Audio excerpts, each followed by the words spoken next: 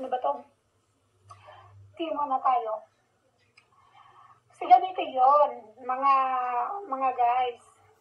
Unang-una, bago yung apelido kung paano ko na-change yung apelido ko, napakita ko muna sa inyo ang bagay-bagay kung paano ako naging nakasurvive nung, di ba, nabanggit ko kahapon. Pinoy survivor pala to si ma'am. Kunting dahilan lang yun. Ganito ang nangyari. Kukwento ko sa inyo kung bakit talaga ako tumakas doon. Which is, hindi ako nagmalaki doon na ako tumakas. Dahil sa totoo lang, sa pagtakas kong yun, isang kalbaryong, matinding kalbaryo ang nangyari sa akin. Hi guys, magandang araw po sa inyo lahat. Ito na naman po ang inyong lingkod, si DIY KKB Informative. At ang ipipicture ko po sa inyo, yung isang nagkomento sa akin. Napaka-importante po nito, guys. Nagkomento siya, nabasa ko, sabi niya sa akin. Para nang bubuli ba? So, inano ko siya, sabi niya, bakit ka nakasalamin in a broad daylight? Sabi niya ganun. So, nireply ako siya kasi, ma'am, may sore eyes po ako. Yun lang inano ko. Pero talagang nag-isip ako, sabi ko. Kasi every time na mayroong mga negative na comment sa akin, sinesearch ko talaga yung profile niya. So, doon ko natagpuan si ma'am. Sabi ko, baka naman hindi, baka naman talagang in heart yung kanyang, gusto lang niya malaman kung bakit ako'y nakasalamin. So, yun, in a broad daylight, kasi magandang umaga, di ba, sasabi ko. Doon sa isang vlog ko, yung nakaraan lang.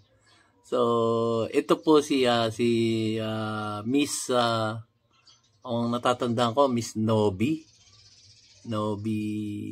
Basta, nasa vlog niya. So, ito po ay isa po itong ating bayani. Hindi pala ito ng bubuli. Bayani po siya. Kasi niresearch ko talaga may mga videos siya eh. Ito yung ating matutunghayan niya ngayon. Ang OFW guys ay mga yan yung mga hero natin. Nakakatulong sa ating inang bansang Pilipinas. Kaya, kumbaga, dapat nire-respeto natin yung mga yan. Mga OFWs sa iba't ibang lugar. At sila yung nakakatulong sa ating inang bansang Pilipinas. Imagine, sila yung mga talagang hero natin, mga nabubuhay na bayani ng ating inang bansang Pilipinas. Yung mga OFWs na yan. Saludo po ako sa lahat ng mga OFWs sa iba't ibang dako ng ating mundo. Dahil kayo po ang tumutulong sa bawat isang mamamayang Pilipino para mapalago ang ating ekonomiya. Yan po ang totoo niyan. So ito, nag-ano nga po siya nagkomento kasi sabi ko, very parang binubuli ko nito pero at the end, kasi every time na meron ganun, chinecheck ko talaga yung yung kanyang profile dito sa YouTube. Na-check ko, talagang OFWs po siya guys sa UK. Sa UK. Yan sabi niya, UK. Meron na nga raw siyang British passport. So, napakagaling po. Siya lumaban sa buhay upang siya maging successful sa buhay. Pero hindi ko na ikukwento.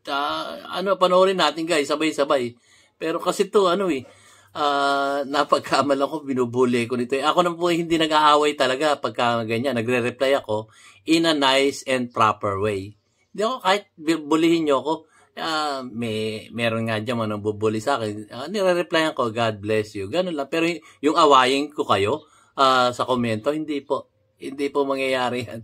Ang inyong lingkod si DIY KKB Informative ay isang, masasabing, DIY KKB, magbubuhat ka ng bangko mo eh. Hindi ko nasabihin kayo na lang po kasi hindi naman tayo magkakilala. So, hindi nyo alam kung ano yung tunay kong ugali. So, yun lang. Napagkamalan ko talaga itong nabubuli sa akin. Sorry po, Miss Nobi Blanco. Ayun. Ayun yun kay shoutout po sa inyo. Shoutout dyan sa UK at siya ay naroon na. Citizen na siya doon eh.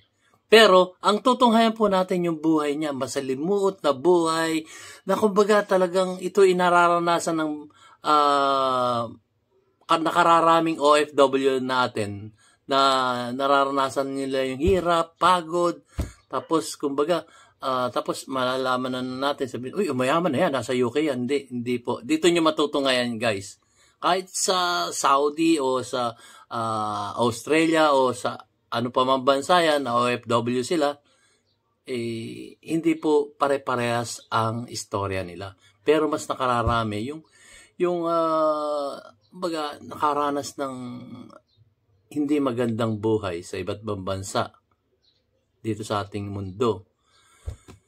At ako'y talaga namang nalulungkot. Marami pong ganyan. At kukunti lamang yung mga nagiging successful. Bakit sila naging successful? Sila po ay nakipaglaban talaga. Nakipaglaban sa buhay upang maging ginhawa ang kanilang buhay at may padala dito sa Pilipinas. So, tunghayan po natin guys. Masyado. At saka, Ma'am Nobby, tatanggalin ko na yung aking salamin para makita mo naman yung beautiful eyes ko. Ito po.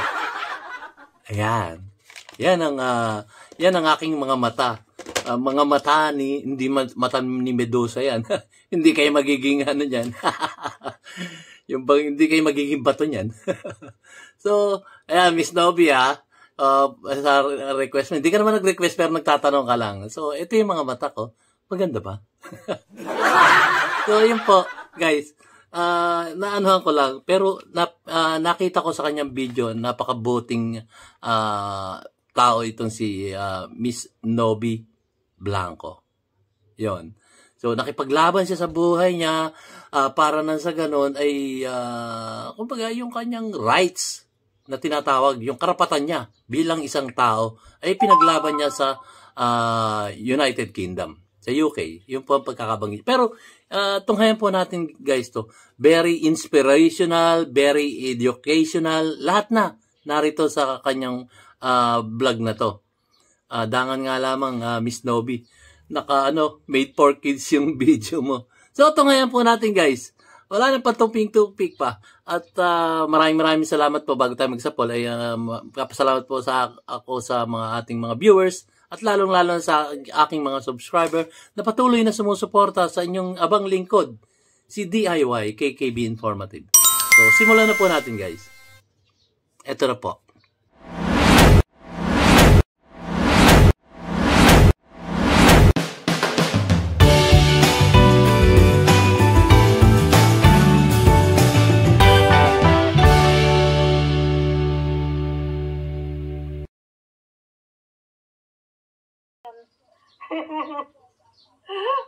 Ay, Jesus, ginawa ko mo. Hindi pala madali yung,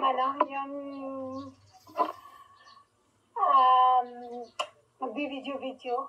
Teka nga, magpaganda nga muna ako. Maganda ka na, ma'am. Maganda ang kalooban mo. Yan po masasabi ko. Guys, ganito lang yan eh. Kahapon, ganda na ba? Oo naman. Ay, importante yung kalooban, ma'am. Kahit na hindi maganda yung pangharap. Kasi may nagtanong sa akin, magpakilala ka kasi, ganito, ganyan. O sige, kako, magpakilala. Di, kahapon, ang video ko, nagpakilala ko kung ano talaga ang tunay kong pangalan. Kasi nga naman, maraming nagtatanong kung bakit ako nakasal dito sa London at Blanco pa rin ang ginagamit ko.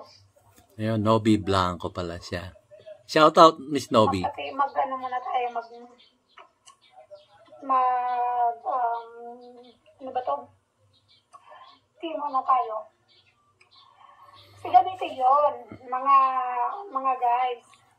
Unang-una, bago yung apelido kung paano ko na-change yung apelido ko, napakita ko muna sa inyo ang bagay-bagay kung paano ako naging nakasurvive nung, di ba, nabanggit ko kahapon, Uy, tumakas Pinoy ako sa amo ko. survivor pala to si ma'am.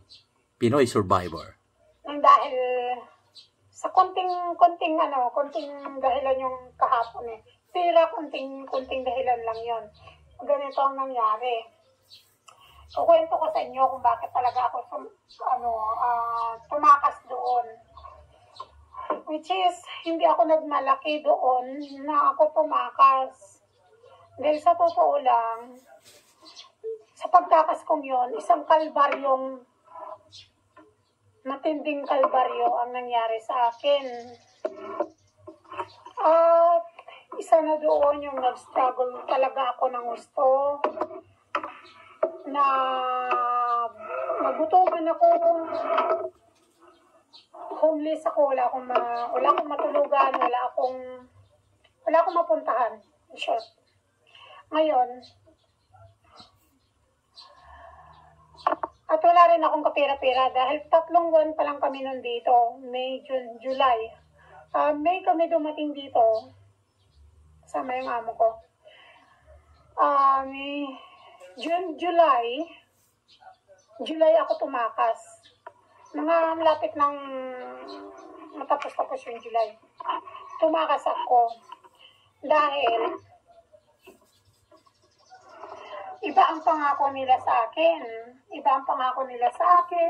Yung nasa Pilipinas ako. Iba ang sweldo ko. In total sa Pilipinas money, 15,000 lang. Kinagat ko yon dahil siyempre 15,000 malaking bagay na yun para sa akin. Ngayon, kinagat ko yon sa kadahilanan ilibre nila lahat ang pamasahe ko, libre nila lahat. Pati na pagkain, pati na sabon, pati na shampoo. Kasi kung gawin ko pa naman kukunin yung mga expenses ko dito, sa 15,000 na yun, ano pang matitira sa akin, di ba? Ang sistipid, pinagtiisan ko yun. Ngayon, ang nangyari, 1 buwan, 2 buwan. Komentuhan po natin. So yun guys, gusto ko lang komentuhan yung bagay na yun. Na ang kanyang tinatanggap na sweldo nung papunta siya ron ay 15,000 Philippine peso yun. Kinonvert na niya eh. So UK pounds doon. So 15,000. Kinagat na niya. Kumbaga, tinanggap na niya. Kasi nga, sa hirap ng buhay dito sa Pilipinas. Imagine niyo para lang, kumbaga, sa pakikipaglaban sa buhay natin, itinanggap na niya yung 15,000. Siyempre, may mga anak din siyang naiwan dito sa Pilipinas.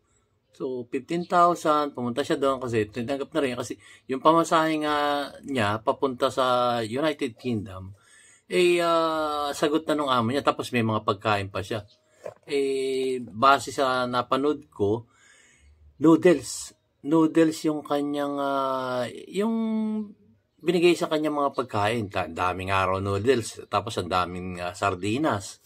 So, yun nga ang kanya sinasabi rito. So, ganun po ang buhay ng isang Pilipino na gustong makipagsapalaran sa ibang bansa. Alam po rin to ng mga OFWs natin na talagang ang hirap ng buhay nilang dinaranas pagka sila magiging OFW sa ibang bansa. Kahit na maliit ang sweldo, tinanggap niya, di ba? Nakakalungkot po. Mamaya ko kukomentuhan yung ibang bagay patungkol dito sa ginagawa ng ating gobyerno sa kasalukuyan. Tuloy po natin. Go, Miss Novi. In total sa Pilipinas money, 15,000 lang. Kinagat ko yon dahil siyempre 15,000 malaking bagay na yun para sa akin. Ngayon, kinagat ko yon sa kadahilanan ilibre nila lahat ang pamasahe ko, libre nila lahat. Pati na pagkain, pati na sabon, pati na shampoo. Kasi kung doon ko pa naman kukunin yung mga expenses ko dito, sa 15,000 na yun, ano pang matitira sa akin, di ba? Ang sistipid, pinagtiisan ko yun. Ngayon, ang nangyari, 1 buwan, 2 buwan, nagkasakit ako. Bukod sa na homesick ako, nagkasakit ako dahil wala akong tamang pagkain. At saka ang tulog ko, malaki na yung tulog ko, 2 oras. At saka natutulog ako sa salas. Wala akong sariling kwarto. Na ngayon, kinausap ko naman yung amo ko doon. Kasi bago naman ako gumawa ng aksyon. Talagang ako marespeto akong tao. Ngayon, kinausap ko sila doon, tungkol doon, sabi nila, within a year daw, bibili sila ng bahay, na malaking bahay, na doon magkakaroon ako ng sarili kong kwarto. Ay, Ngayon, guys, 1 taon. Hindi ko naman sila mapilit doon dahil sila, siyempre sa sarili nilang sarili nilang komentuhan natin, guys. disposition.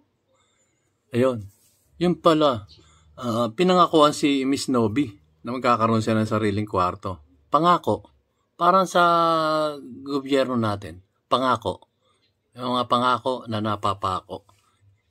Dito nga sa Pilipinas, napapako na. Sa ibang bansa pa kaya. Ayun, naranasan niya. Yung mga pangako na hindi natutupad. Ituloy po natin. Yun, sarili nilang buhay yun. Ngayon, nung ako nagkasakit at ako sumuka ng dugo, Nako, Ben. Ba? kinabahan ako. Ito guys, sasabihin ko lang sa inyo ha. Sasabihin ko lang ito kung paano ko na-handle, kung paano ako nakasurvive, kung paano ako nakalabas sa impyerno ng buhay na yun. Nagkasakit ako, sumuka ako ng dugo, na alam kong may ulcer ako. Dahil, biruin mo ang kain ko.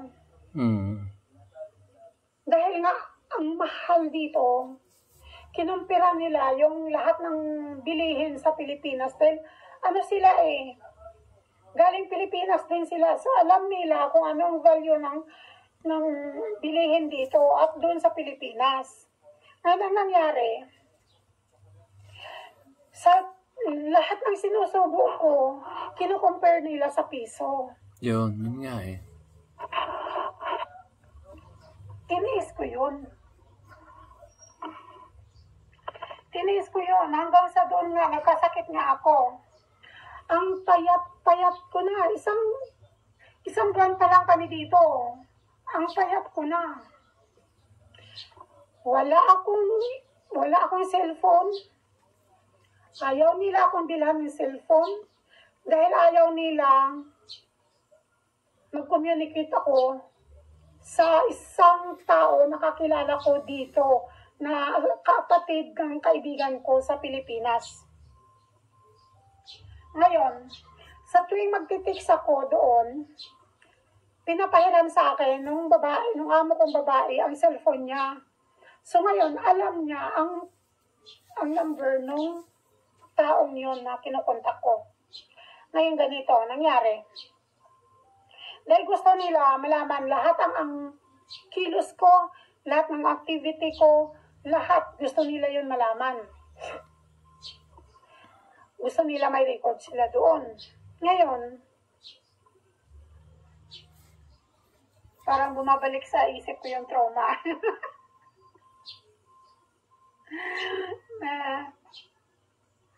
Ngayon, pangalawang buwan, doon ko na naramdaman na sa gabi hindi na ako makatulog.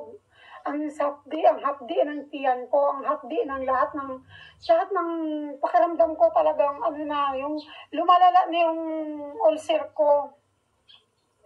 Kinabukasan, na yun, malapit na magtapos ang June. Nagbuo ako ng plano ko sa sarili ko. Sabi ko, ano kaya takasan ko sila? Pero, hindi ko hawak ang pasaporte ko. Hindi ko hawak ang papel ko. Ayaw ko naman tumakas na wala akong passport. Alam kong delikado. Ngayon, tuloy pa rin ang tuloy ang trabaho ko, tuloy ang buhay ko, pero may bumubuo na sa plano ko kung anong dapat kong gawin bago ako mamatay or lumala. Wala akong kaalam-alam dito sa bansang ito. Libre pala ang gamot. Libre ang doktor. Nung sinabi ko sa kanya na mayroon akong sakit, na mayroon akong nararamdaman, na parang may nasuka, may sumuka ako ng konting pula. Hindi ko actually sinabi sa kanya na dugo. Dahil ayoko naman ng baka magpanik o baka naman pauwiin ako sa Pilipinas kung may sakit na ako. Doon ako natakot. Kasi iniisip ko nandito na ako eh. Ngayon, kinabukasan, kumain ako. Nung pagkasabi ko sa kanya nun, kinabukasan, sabi niya kasi sa akin, kumain ka kasi. Anong kakainin ko? Yung mga tira-tira nila, guys. Mga tira-tira nilang kakainin ko. Ngayon, kahit na ako ang nagluluto sa kanila sa Pilipinas, hindi ko pa kaya, nung time na yun, hindi ko pa kaya kumain ng mga spicy. Alam mo yun, sa Pilipinas kasi, provided nila kami lahat ng pagkain. May ano kami doon, may budget kami sa pagkain namin. Ngayon, yung kami mismo ang namamalingki ng ulam namin, nakakaluto kami ng pagkain namin. Dito, pagpunta namin dito, ang suitcase ko, pinalagyan niya ng sardinas, pinalagyan niya ng noodles, pinalagyan niya ng mga Lucky Me, mga bigas. Pinalagyan niya ng 10 kilong bigas yung suitcase ko. Which is, kunti lang ang dala kong damit nung pumunta ko dito. Ang laman ng suitcase ko, noodles, sardinas, at bigas. Nung maubos-ubos ko na yung noodles, ang pakiramdam ko sa noodles parang hanggang dito na, parang isusuka ko na sa araw-araw noodles, hanggang sardinas, hanggang so nung bandang huli, patayin ko muna yung TV ko. Nung bandang huli, kumakain ako ng kanin, inuulam ko, asin at saka butter. Isang beses na inulam ko yung kamatis. Kasi yung kamatis nila dito, guys, may kamatis kasi dito na malaki. Malaki talaga. Pinakialaman ko yung kamatis na yan. At doon kami nag-away ng amo kong babae. Sa isang pirasong kamatis. Ang babaw ng kaligayaan. Ngayon, sinabihan niya ako, hindi mo ba alam? Sabi niya ng ganon. Sabagay, maluma na yun naman ang pagkakasabi niya sa akin. Pero ako, buisit na buisit talaga. Hindi mo ba alam ang halaga ng isang pirasong kamatis na yun, halaga na ng 1 kilong kamatis sa Pilipinas. Kasi lahat ng isusubo ko, kino-convert niya sa piso. At ipinamumukha niya sa akin na ganun kamahal ang kinain ko at ganun kamahal ang sinubo ko. Pero hindi niya iniisip. Yung may washing machine sila, ayaw niyang ipagamit dahil mahal daw ang kuryente dito. So, tumutuwad ako sa bathtub. Dahil wala namang labahan dito. Hindi kagaya sa Pilipinas na pwede kami maglabas sa labas. Tumutuwad ako sa bathtub. Alas 6 pa lang ng umaga. Kailangan alas 5 pa lang ng umaga. Gigising na ako bago sila magsigising.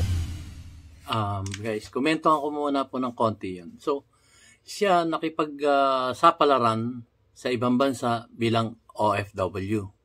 So, naranasan niya, hindi siya naging mapalad sa kanyang naunang amo. Dumanas siya ng hirap.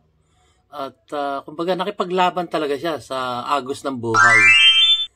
So, kasi siguro iniisip niya wala siyang maaasahan dito sa ating gobyerno, sa ating bansa. So, iniisip niya makipagsapalaran kasi wala eh. Wala siyang maasahan ditong kumbaga ginhawa sa buhay dito sa ating bansa. Kaya nag-OFW siya. So, naranasan niya yung hirap, dusa, doon sa kanyang unang amo. So, siguro may magsasabi, ba't nagpunta ka pa dyan sa ibang bansa?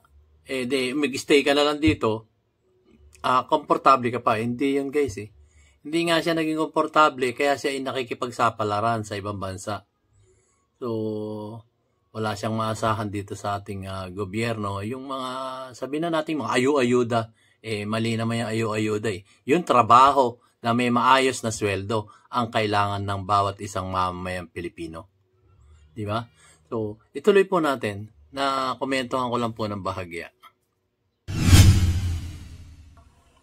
Hindi niya iniisip. Yung may washing machine sila, ayaw niyang ipagamit dahil mahal daw ang kuryente dito. So, tumutuwad ako sa bathtub. Dahil wala namang labahan dito. Hindi kagaya sa Pilipinas na pwede kang maglabas sa labas.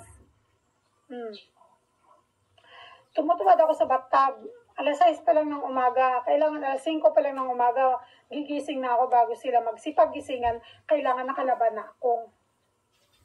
Kasi bawat isa sa kanila pupunta ng bathtub, maliligo, magaganito, magaganyan. So lahat, kailangan tapos ko na yung labhan ang mga damit nila. Hand wash. Ngayon, may dishwasher sila ayaw ipagamit dahil malang kuryente.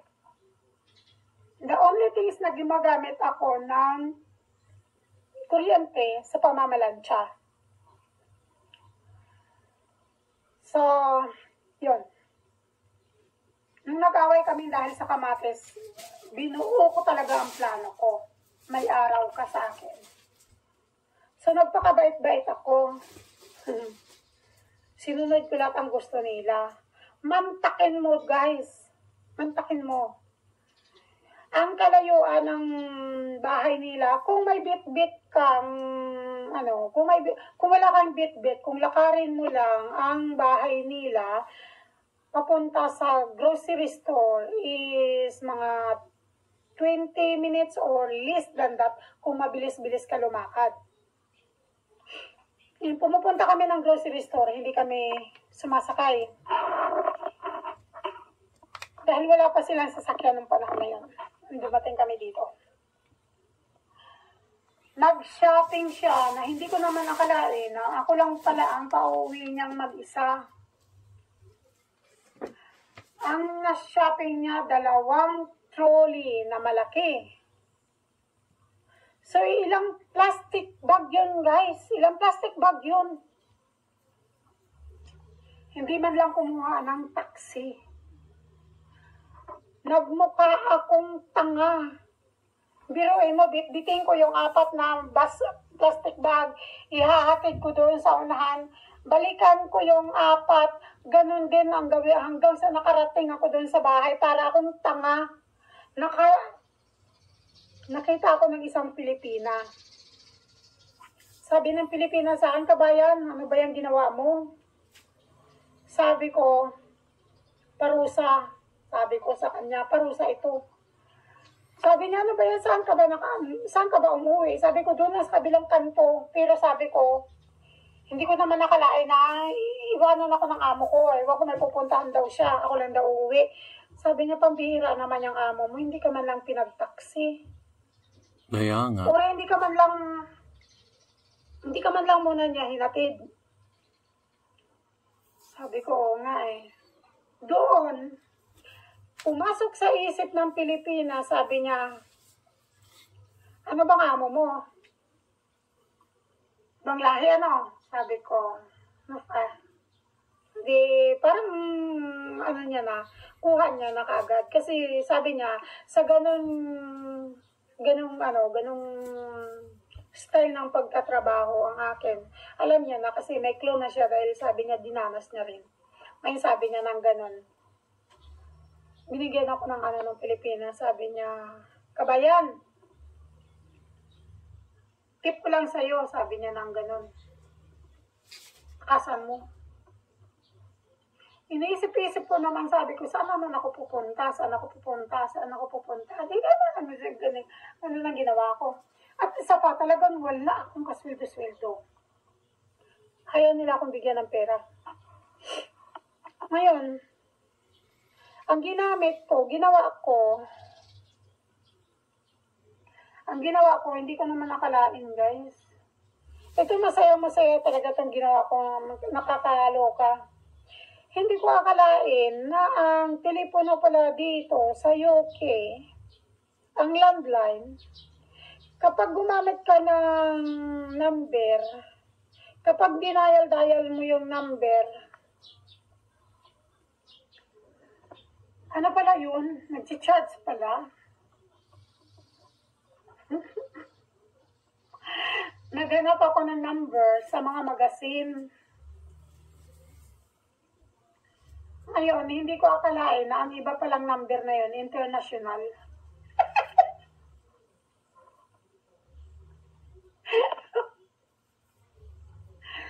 So, kasi gusto ko lang silang ligawin. Iligaw ko yung isip nila na hindi sila mag-isip na wala akong ibang contact dito.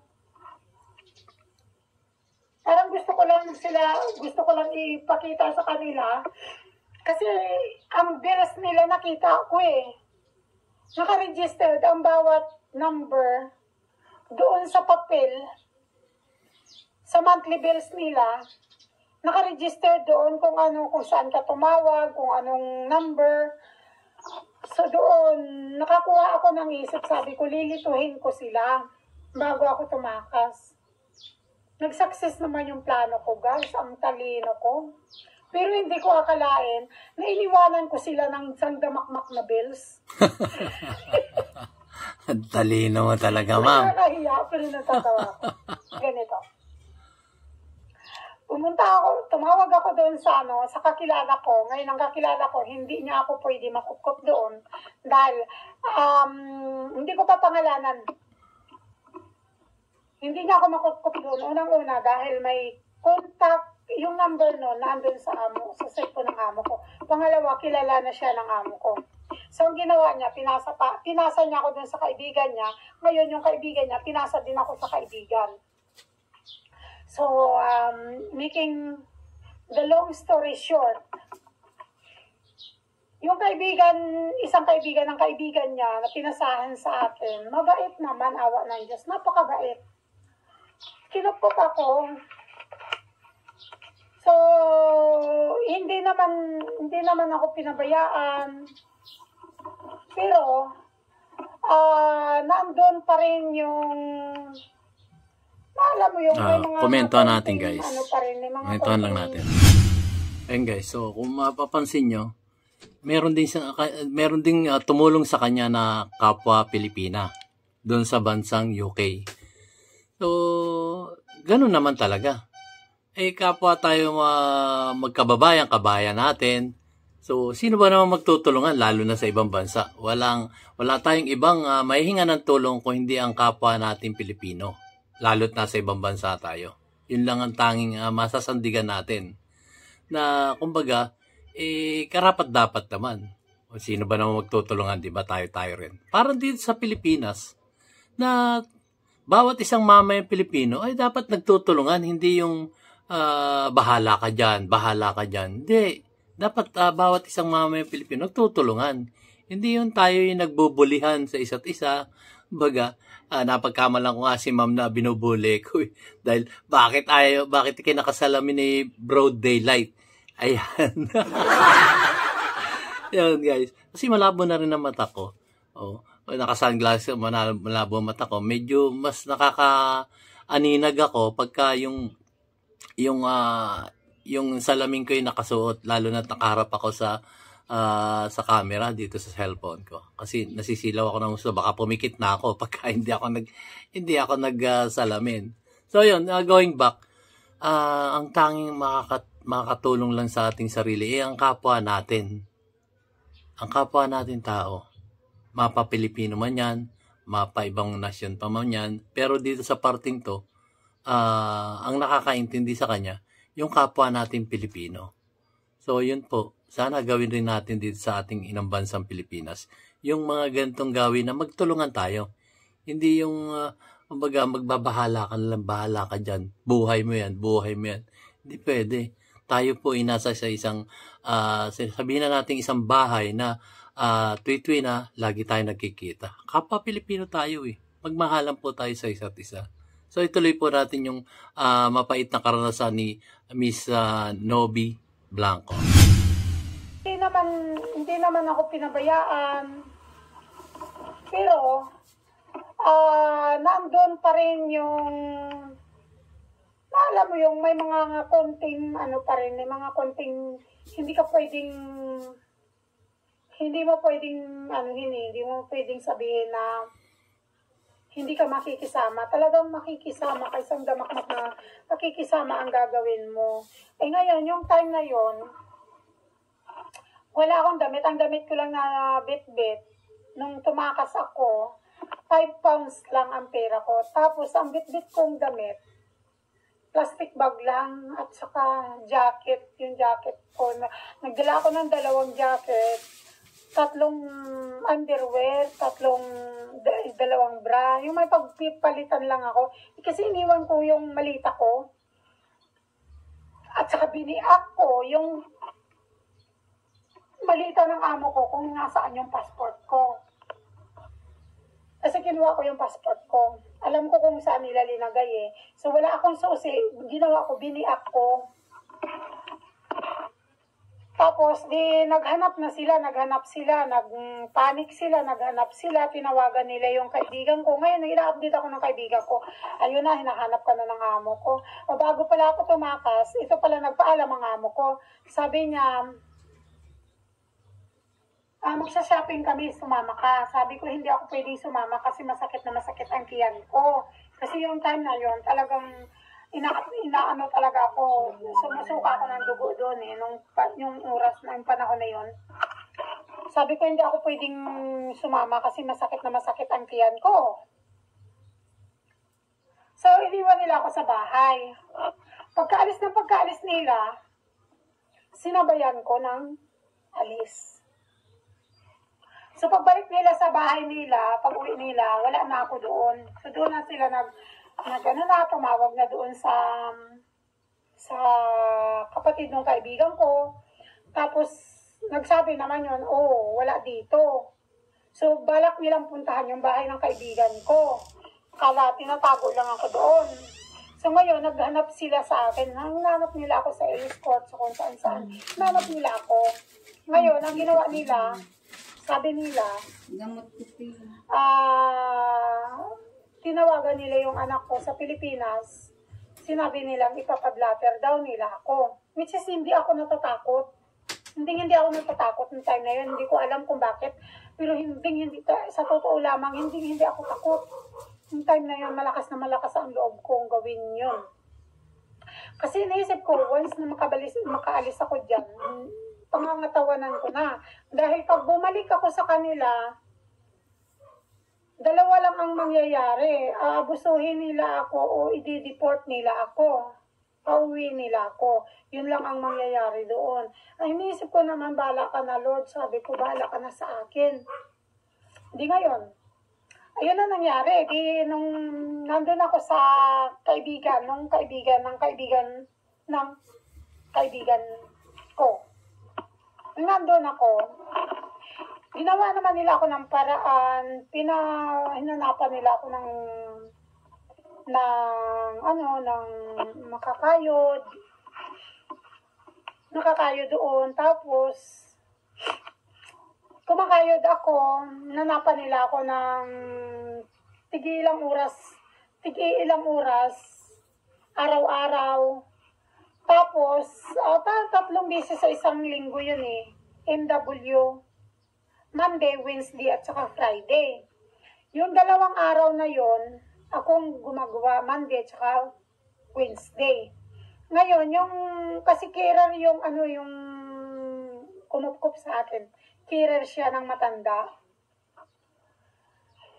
Ngayon, nung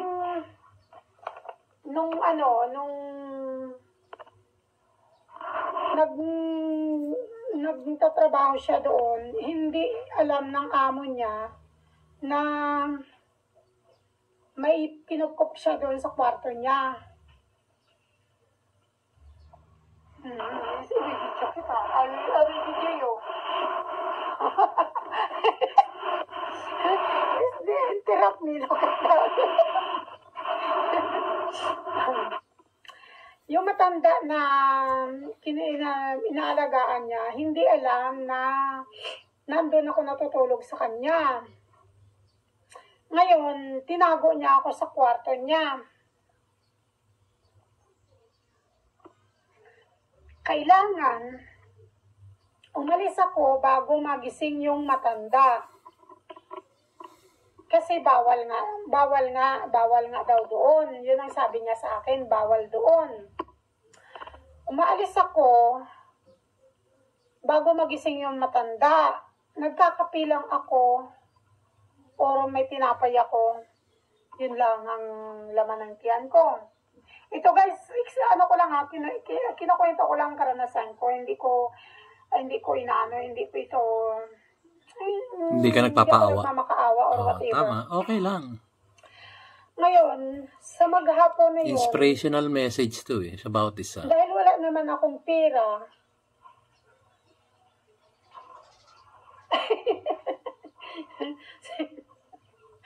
I will video you. Yung asawa ko talaga may pagkaungas talaga eh. Actually, siya ang nagsabi sa akin ito na gawin ko ito. Ngayon, umaalis ako doon bago magising yung matanda, umaalis na ako doon sa flat na nila. So, nasa labas na ako. Guys, malamig na malamig sa labas. So, wala pa akong trabaho, wala pa akong pera, wala akong mapuntahan. So, ang lamig-lamig sa labas. Lumalabas ako, naghahanap ako ng mapuntahan, naghahanap ako ng masisilungan, naghahanap ako ng makain, kung saan ako pwedeng kumain. Dahil wala akong pera. Totoo, wala akong pera.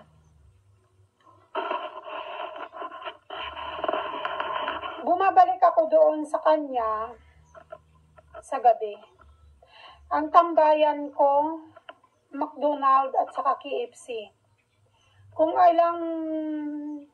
ilang oras ang nilalakad ko sa maghapon,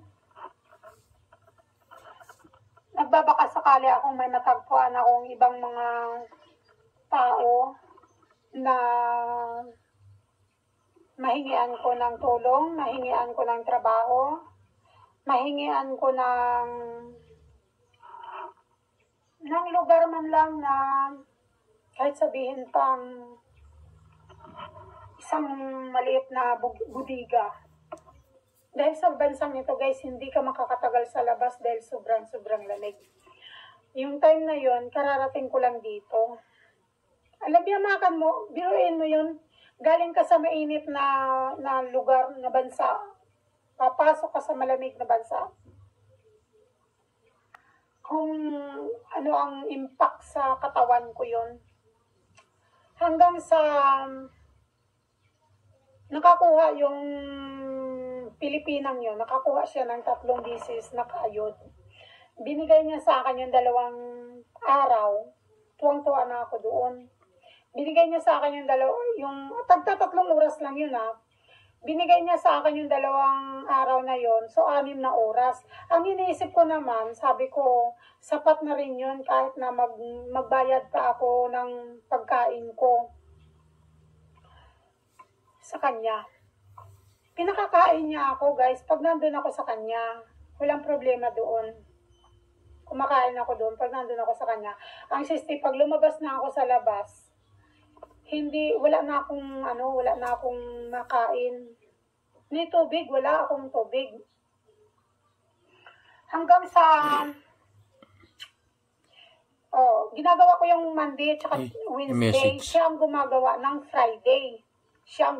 Friday. Ako ang nagbabantay ng alaga niya pag Friday. So doon sa day off niya kasi yun Friday. So doon dapat sa pag-alaga ko sa matanda, kasi charge niya yung matanda ng day off niya. Kasi kumukuha sila ng extra na tao na magbantay sa matanda. So pag ibang tao ang kukunin nila, binabayaran niya. Ang binabayad sa kanya ng matanda, binibigay niya dun sa taong mag-aalaga. So ang ginawa niya, ako ang nag-alaga dun sa matanda at siya ang kumayo doon sa pang Friday. Kaya pala siya ang nagkayo doon sa pang Friday na yon dahil siya pala ang kukuha ng sweldo namin ng 3 araw na yon. Yung Monday, Wednesday at saka Friday, buo na yun bibigay sa kanya. At saka, ako yung nag-aalaga ng matanda niya, kaya doble ang kita niya. Uy, So, okay lang yun. Charge to experience naman dahil appreciated ko naman yung pagtanggap niya sa akin doon. Yun ang ano ko. So, hindi ko binilang, hindi ko inisip yun na yung pagkutkot niya sa akin, kikita siya. Mabait tong si ma'am. Akala ko ako ang natulungan, ako pala ang nakatulong. Ngayon, pag dumadating siya ng Friday afternoon, may bit-bit na siya ng tinapay, kung ano ng mga pagkain. Sasabihin niya na sa akin, namili na ako ng pagkain natin. So, okay, salamat. Tinapay, kung ano lang mga pagkain. So, appreciated ko naman yon. Siguro guys nga, sasabihin ko, siguro ang bait nga lang talaga ng Diyos. Amen. Na hindi ako pinabayaan sa mga oras na yon, yung hindi tumagal. Amen. Kasi,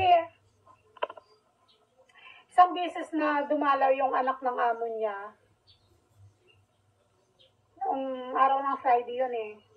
Kasi ang kabilin-bilinan niya sa akin, pag oras na dumalaw yung ang anak ng amo ko, huwag mong sabihin na dito ka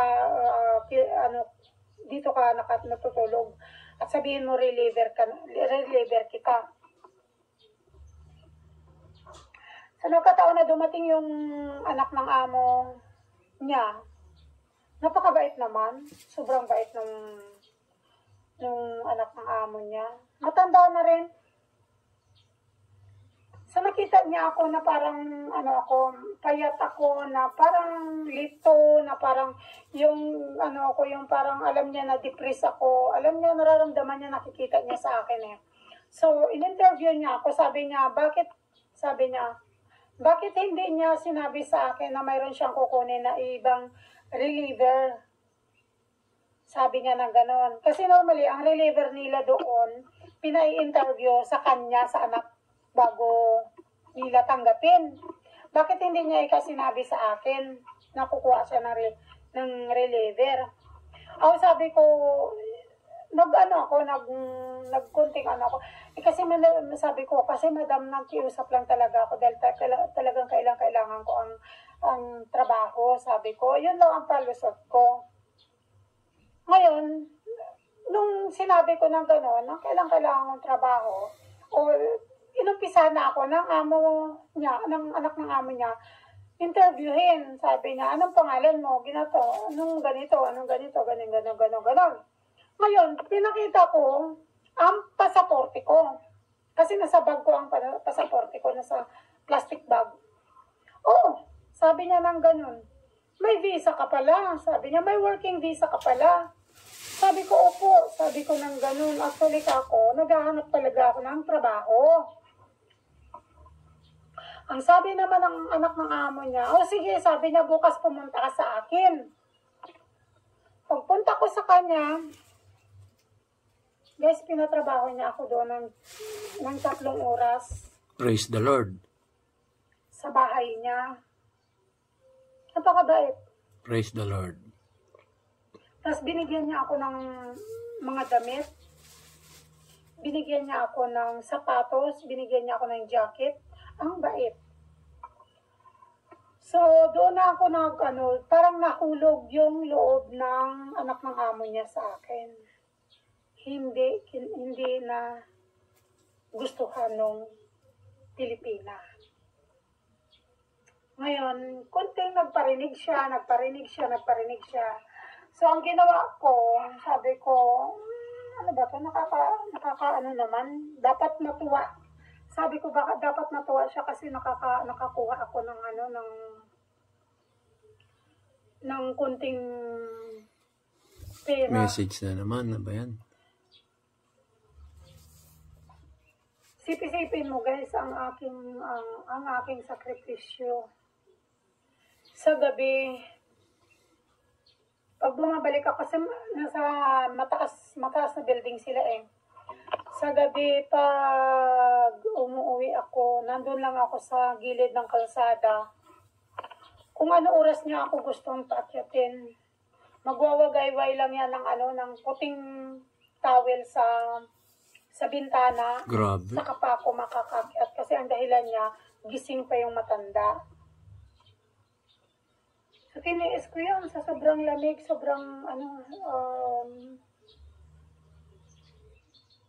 lamig at gutom sa labas, sa lansangan. Nakadalawang linggo ako doon kayo doon sa anak ng amo niya. Medyo umiba ang tono niya sa akin. So, kaya araw-araw, ang ginawa ko, dahil nagkaroon ako ng guys, yung oras na yun, magkano lang ang sahod dito? 6 pounds, 5 pounds, 6 pounds per hours. Komentuhan po natin yung guys. Panahon na yun. So, yun narinig nyo guys. Ang sinusweldo niya 5 pounds, 6 pounds. So, i-convert mo yun, sabihin na natin 70 pesos. 5 times 7, 350 pesos. Kung sa atin yun. 3 hours yun. So, kung sa 3 hours, per hour kasi yun libo na rin yun para sa kanila. Malaki, kung sasabihin natin, ang laki nun. Ang laki ng perang yun.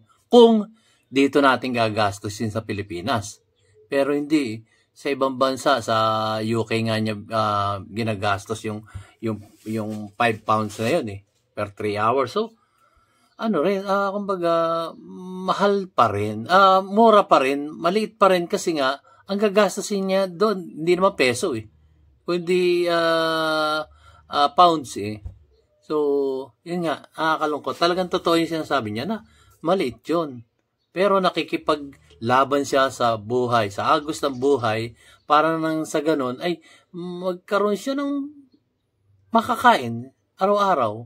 Kasi nasa ibang bansa siya Napakahirap pong ikaw mga ibang bansa at wala ka man lang masasabing tunay na kakampi. Dito nga sa Pilipinas, nasa Pilipinas ka na. Maghanap ka ng kakampi mo, palad mo na makakuha ka ng isa, dalawa, di ba? So, yung iba, hindi naman lahat yung iba talagang mas nakakarami, plastic. Kung saan ka makakakuha ng, kumbaga, pabor.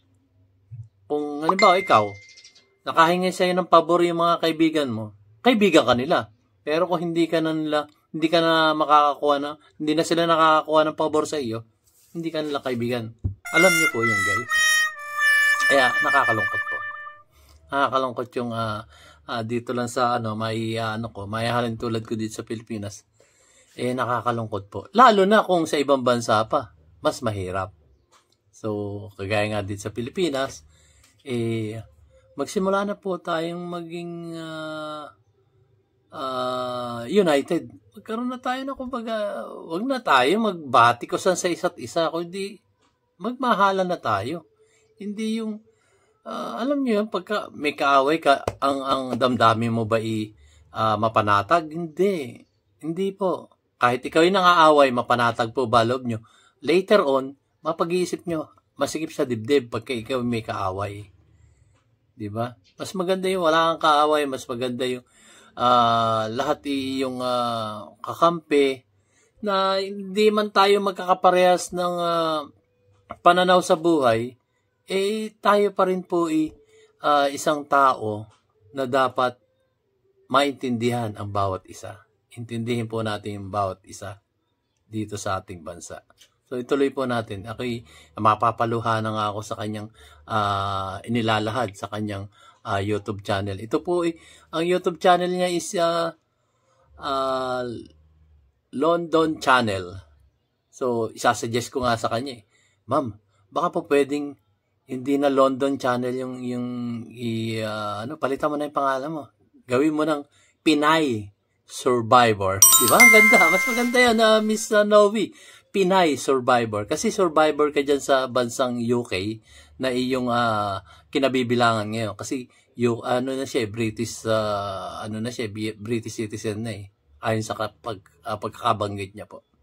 So magkaisa na po tayo, guys. Huwag na tayo magbatikosan. Magmahala na tayo sa bawat isa. Kagaya nga nilalahad niya. Talagang nakipaglaban siya sa agos ng buhay. So ituloy po natin, guys. So yung tatlong oras ko yun, 15 pounds lang yun. Kung bibilang ko ng pagkain, bibilang ko ng syempre walang na rin yun. Although na kahit pa paano, meron akong masasabing may income ako. Parang pinagkaloob ng Diyos. Amen. Sa araw-araw kong ginawa na paglalakad sa kalsada, mayroon isang tao na nakapansin sa akin. Sabi niya, ilang beses niya na ako doon nadaanan na umiiyak sa isang upuan. Kasi, guys, wala naman akong mapuntahan. Nakabayot-ot lang ako doon sa isang sulok sa gilid ng kalsada. Tumutulo ang luha. Kapag may dumaan, nakayuko lang ako. Tapos minsan nakaganyan lang ako. Pero lumuluha ako. Hindi ko alam kung saan ako pupunta. Hindi sumusuko ang isip ko. Pero nananalangin lang talaga ako sa Diyos na may makatulong sa akin kahit nasa anong paraan.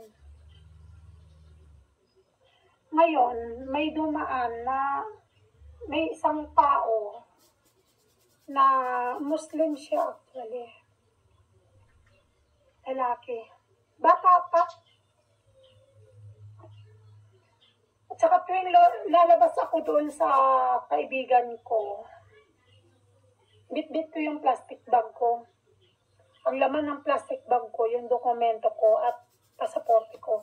Yun lang ang tangi kong bit-bit. Ngayon, nilapitan ako nung mama. Sabi sa akin, Pilipina? Sabi ko, yes. Sabi niya, you cry? Kasi hindi siya fluent mag-English.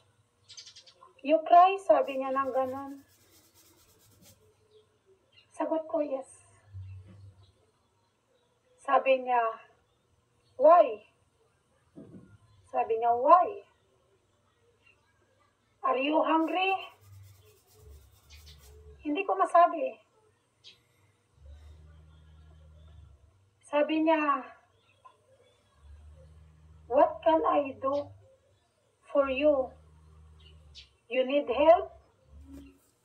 Yan ang sabi niya sa akin. Yung panahon na yun ang nagsalita siya na you need help. Sabi ko, yes.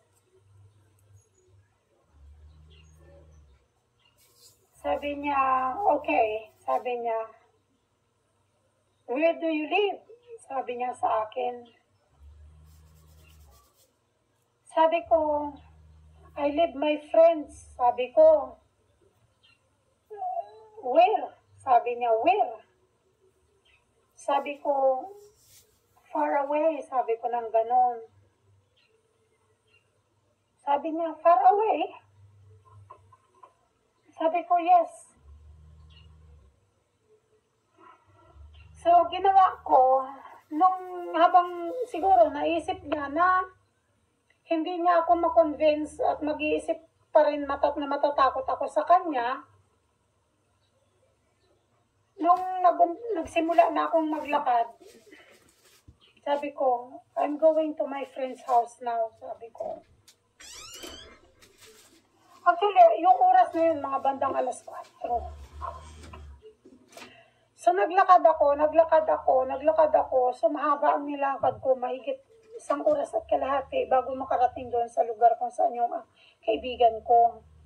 Lingid sa kaalaman ko, sinundan niya ako. Kasi gusto niya daw ma-find out bakit ako umiiyak. Ang akala niya, inabuso ako. So, nung nakarating ako dun sa lugar ng kaibigan ko,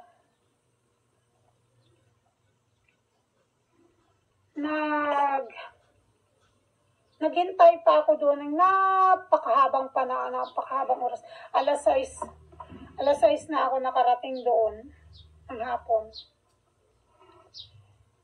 Alas 7, alas 8, alas 9, nandun pa rin ako sa gilid ng kalsada. Alas 10, nandun pa rin ako. Hindi ko alam na sinundan niya ako eh. Hindi wala akong idea dahil hindi ko naman tanda yung mukha niya eh. Ngayon, nung bandang alas 10 na alam niya na grabe ito, bakit nandito pa rin to. So, nilapitan niya ako. Paglapit niya sa akin, where is your friend? Sabi niya. Sabi ko, doon sa taas na yun, sabi ko. So, sabi niya, ring the bell, sabi niya sa akin. Sabi ko, no, sabi ko. I wait for her, for him, or for her, sabi ko. So, bakit? Sabi ko, kasi I'm not allowed there. Sabi ko, hindi ako allowed na umakyat doon hanggat hindi natutulog yung ama niya. Oh, sabi niya ng ganun, oh my God. Doon na siya nakakuha ng clue. Sabi niya, what is your name?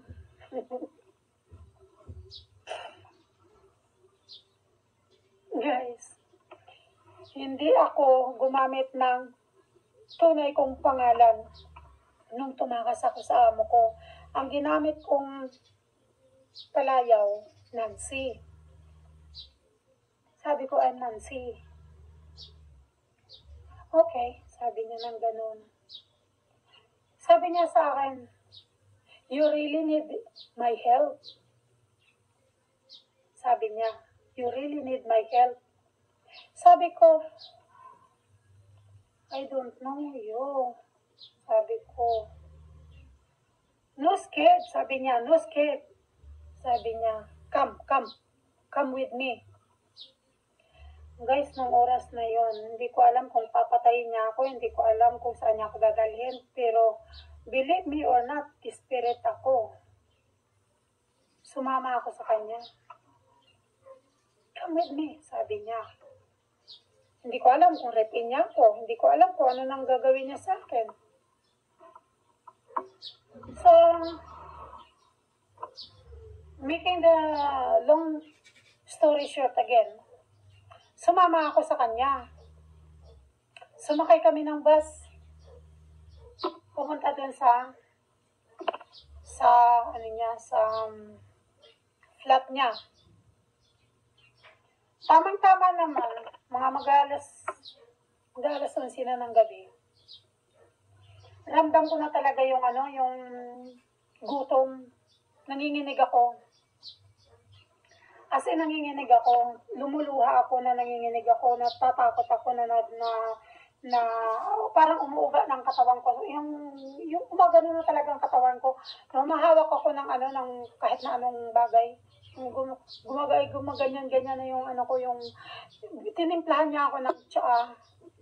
Bukod sa malamig na malamig yung pakiramdam ko, tinimplahan niya ako ng tsaa para makainom ako, para mainitan ako.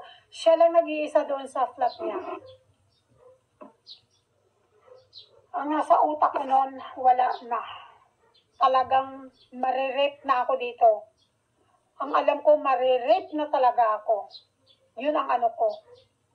Pero ang sabi ko, Diyos ko, Panginoon ko, bahala na kayo sa akin.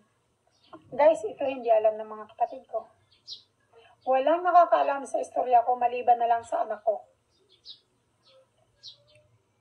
Ngayon, nung pinainom niya ako ng tsaa, binigyan nga ako ng pagkain.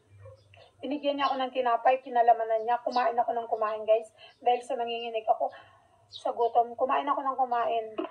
Within 1 hour, naramdaman ko ang hapdi ng bitoka ko, ang hapdi-hapdi, sumuka ako, may dugo. Doon siya nagpanik. At doon siya nagsabi sa akin na tutulungan kita. Huwag kang matakot, tutulungan kita. Sabi niya. Huwag kang matakot sa akin, sabi niya na gano'n. Medyo napanatag ang loob ko. Sabi ko, salamat naman po. Nung sumuka ako ng dugo, binigyan niya ako ng yogurt. Pumunta siya ng Sainsbury. Bumili siya ng maraming yogurt. Nagpakulo siya ng tubig, ng gatas. Pinainom niya sa akin. Ang dami niyang ginawa na remedy.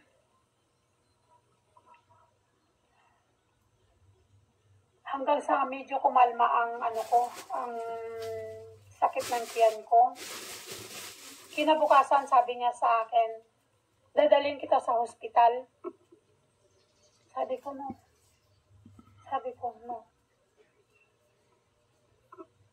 So, hindi ako nagpadala sa hospital. Kumalma lang yung sakit. Nung kumakain ako unti-unti. Siya mismo nag-ano sa akin, siya mismo nagbigay. Nagbinigyan niya ako ng 20 pounds. Whatever you want, sabi niya ng ganun. Whatever you want, buy and eat. Sabi niya ng ganun sa akin. Dahil wala akong cellphone, nung oras na yon, wala akong cellphone, nag-iisip ako. Sabi ko, baka kako yung Pilipina, magtaka bakit wala ako doon sa gilid ng kalsada. Bakit wala ako, hindi na ako doon hindi niya ako nakita doon. Baka mag-aalala. Ngayon, nakiusap ko sa kanya, hiniram ko yung kanyang cellphone doon sa mamang yon. Sabi ko, i-text ko lang yung kaibigan ko. Sabi niya, no. Sabi niya, dahil ayaw niya makuha ng Pilipina yung number niya. Pero hindi ko akalain na dito pala, sa ang number pala nila, pwede kang makatawag, pwede mong gawing private number, yung hindi lalabas yung number doon sa kausap mo. So, pwede pala yun. So, ginawa niyang private. Tapos sabi niya, sige, tawagan mo siya. So, tinawagan ko. Ngayon, ang pagkasabi ko na lang doon sa Pilipina, ate, may nakakita sa akin ako, may tumulong sa akin, nagbabantay ako, bibisit yung magbantay ka ng bata sa gabi. Yun lang ang pinaalam ko. Ngayon, sa na yun, nangyari yun.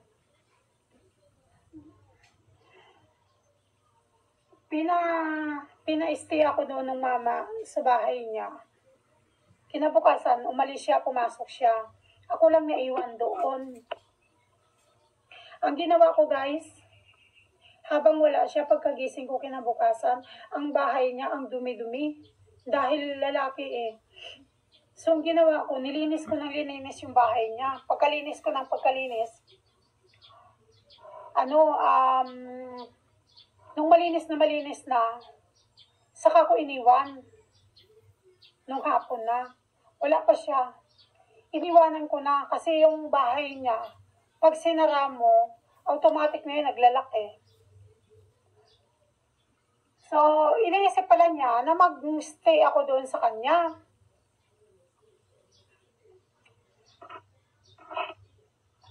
Tapos, hinanap niya ako doon sa palibot ng building nila. Hindi niya ako natagpuan. So, ang ginawa niya, din yung mamang yun, nagbabike siya sa trabaho. Pinuntahan niya kung saan ako naghihintay doon sa kaibigan ko, sa lugar ng kaibigan ko. So nakita niya ako doon, 9:00 ng gabi. Naghihintay pa rin ako doon sa kaibigan ko na kawayan ako ng bago ako makaakyat.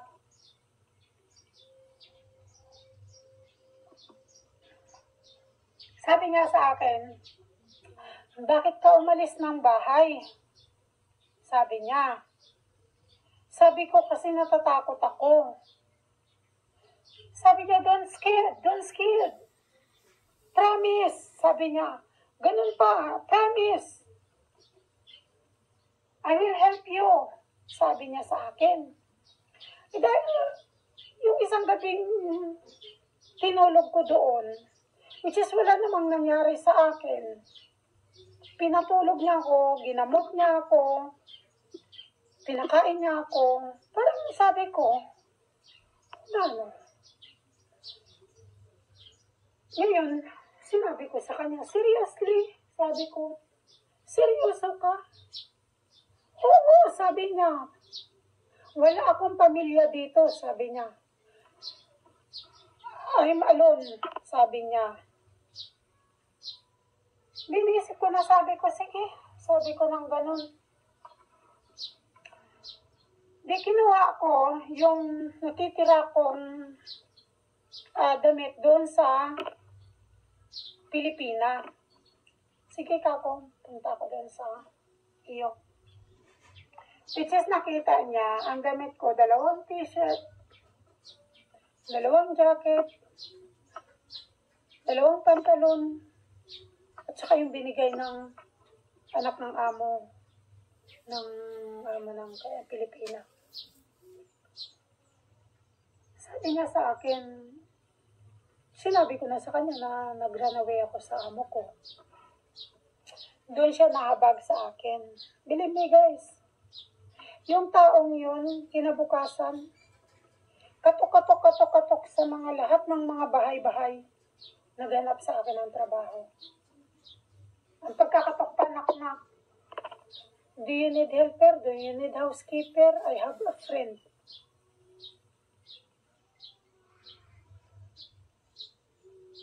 Ganon. Imagine. Ganon tumulong ang ibang lahi. Yun. Yun. O ngayon, May pitik si ma'am ah. Diba? doon na naka-recover ako hanggang sa doon may isang Pilipina, yun binanggit ko sa video ko kahapon, si Lisa. Binigyan ako ng trabaho. So doon ako natutulog sa flat ng mama, sa apartment ng mama yun. Hanggang sa nagpaalam siya sa akin, you're single, I'm single. So, magtulungan tayo, sabi niya. Wala akong pamilya dito, wala kang pamilya. Magtulungan tayo, sabi niya sa akin. Di, umagre ako. Dahil, saan pa ba naman ako pupunta? Wala na akong pupunta ng mga oras na yun. Palaboy-laboy ako ng almost 1 buwan. 2 buwan. Sa malamig na lugar. gutom. Wala na akong choice eh. So, pumayag ako sa alok niya. So, nagsama kami. Nakilala niya ako, nakilala ko siya, nakilala niya ako, tinulungan niya ako, tinulungan ko rin siya. Mayroon akong visa. Alam niyang hindi ako illegal. Tinuruan niya ako sa mga lugar-lugar. Tinuruan niya ako kung paano ang mga behavior ng mga tao dito. Tinuruan niya ako kung paano mamuhay dito. Binibigyan niya ako ng pera, pantawag sa anak ko, pampadala sa anak ko, binibigyan niya ako ng pera. Hanggang sa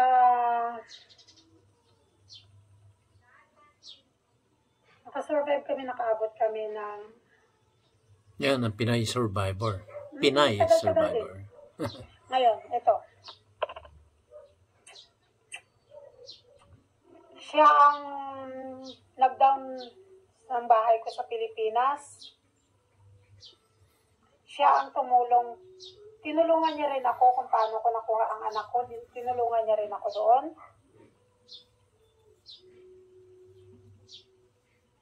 At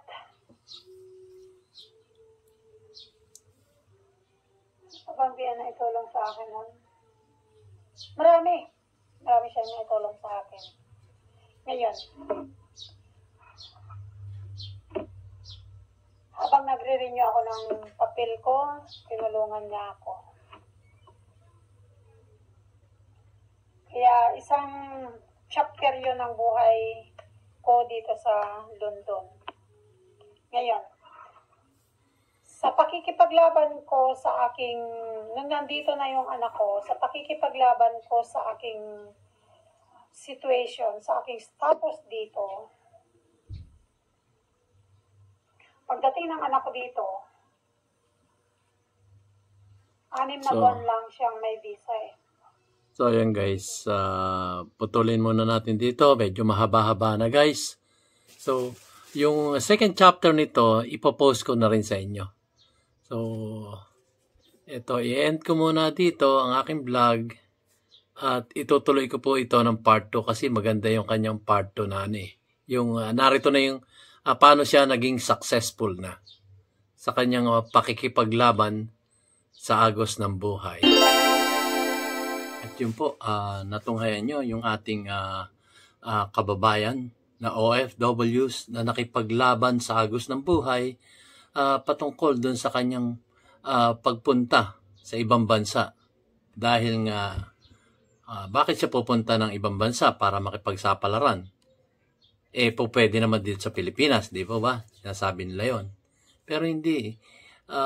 Kaya ang mga OFWs ay nangingibang bansa at nakikipagsapalaran para kumita ng mas malaking pera kumpara mo dito sa ating bansa na ang hirap humanap ng trabaho, yung angkop para sa ating kaalaman. Kagaya nga sinabi niya, grade 3 lang yung tinapos niya. So, nakapunta siya ng United Kingdom. Pero kung dito mo gagamitin yung grade 3 mo, ay mahirap po. Mahirap makipagsapalaran dito sa ating bansa. Napakahirap talaga. So, yung ang mga engineer, mga nangingibang bansa rin kasi nga, napakaliit po ng sinasahod dito sa ating inang bansa. Na, kumbaga, o ikukumpara mo sa ibang bansa na maunlad na sila, dito sa ating bansa, medyo mahirap Pero, yung mga OFWs na yan, ito yung ating mga buhay na bayani na nakakatulong sa ating ekonomiya dito. Alam ng mga, mga politiko yan, na sila yung number 1 na nakakatulong para umunlad ang ating inang bansang Pilipinas. Yun po ang totoo nun. At bukod pa ron, yung mga tax na binabayad natin dito, kahit na napakaliit ng sweldo natin, nagbabayad pa rin tayo ng tax natin para may panggastos yung ating mga opisyalis ng ating gobyerno. Di ba? Dangan nga lamang, medyo nakakalungkot nakakalungkot pong isipin na sila kumbaga masasabi nating gumaganap naman pero hindi gumaganap. Ano naman yung DIY kay KB? Gumaganap at hindi gumaganap. Ibang klase yun, ha? Yun, guys, alam nyo na yung ibig kong patukoyin dito. So, yung susunod kong video para sa kanya ay yung ang kanyang naging success sa pakikipaglaban sa agos ng buhay. Yun. So, hanggang dito lamang po, guys. At maraming salamat po sa aking mga viewers at lalong-lalo na sa aking mga subscriber na patuloy na sumusuporta sa inyong abang lingkod, si DIY KKB Informative. At lagi sinasabi ni DIY KKB Informative, simulan na po nating magmahalan sa bawat isa. Dahil tayo lang ang pwede magtulungan. Kaya simulan na po nating linisin ang ating mga damdamin upang nang sa gayon ay mabuhay tayo ng matiwasay dito sa ating inang bansang Pilipinas. Simulan na po natin sa ating sarili. Magkaisa na po tayo. Magkaisa na tayo para sa ikabubuti ng bawat isang mamayang Pilipino dito sa ating inang bansang Pilipinas. Simulan po natin sa ating mga sarili. Huwag po nating antayin yung ibang tao ang magbago sa kanilang sarili, kundi simulan po natin sa ating mga sarili. Maraming salamat po. At see you on my next vlog, guys. Susunod ko na po yung kanyang successful sa kanyang buhay.